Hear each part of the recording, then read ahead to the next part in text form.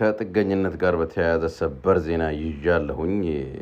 አዲስ አስቸኳይ ዜና ነው። የስራ ፍቃድ አውቶማቲክ ኦንላይን ማራዘሚያ ስርዓት ሊቆም ነው። አመልካቾች ዛሬውኑ እንዲያሳድሱ አስጠንቅቀዋል። የአሜሪካ የሀገር ውስጥ ጸጥታ መምሪያ DHS የጥገኝነት ማመልከቻቸው በመጠባበቅ ላይ ላሉ ሰዎች በሲኤት ምድብ ይሰጥ የነበረውን የ540 ቀናት ኦንላይን አውቶማቲክ የስራ ፍቃድ ማራዘሚያ የሚያስቀር አዲስ ይፋ ደንብ እንደሚያደርግ አስታውቋል።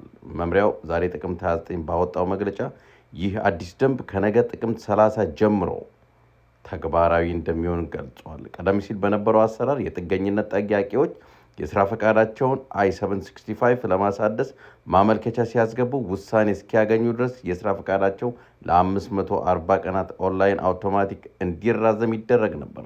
ይህ አሰራር ነገ በሚወጣው አዲስ ደንብ ሙሉ በሙሉ ይወገዳል።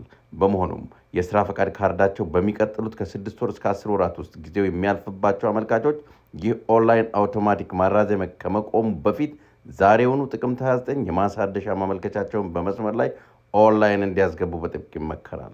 ምንም እንኳን ከቅርብ ጊዜ ወራት ወዲህ የስራ ፈቃድ ማመልከቻዎች በአንጻራዊ ፍጥነት ውሳኔ ሲያገኙ ቢቆዩም ወደፊት የማስተናገጃ ጊዜያቸው ሊረዝም ስለሚችሉ አሁን ማመልከቻው በስራ ፈቃድ ላይ ክፍተት እንዳይፈጠር ለመከላከል ይረዳል።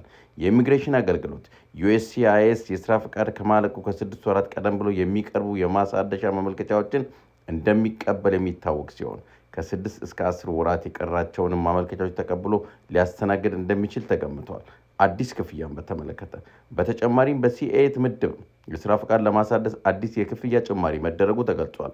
ኦንላይን ለሚያመለክቱ የUSCIS የማመልከቻ ክፍያ $470 ሲሆን አዲስ ተጨማሪ $275 ክፍያ ተካቷል። የስራ ፈቃዳቸው በአሁኑ ሰዓት ባያበቃም ወደፊት ሁሉም አመልካቾች የስራ ፈቃድ መቋረጥ እንዳያጋጥማቸው ካርዳቸው ከማለቁ 6 ወራት ቀደም ብሎ የማሳደሻ ማመልከቻ እንዲያስገቡ ባለሙያዎች ይመክራሉ። ላይክ፣ ሼር፣ ኮሜንት ማድረጋችሁን አትርሱ።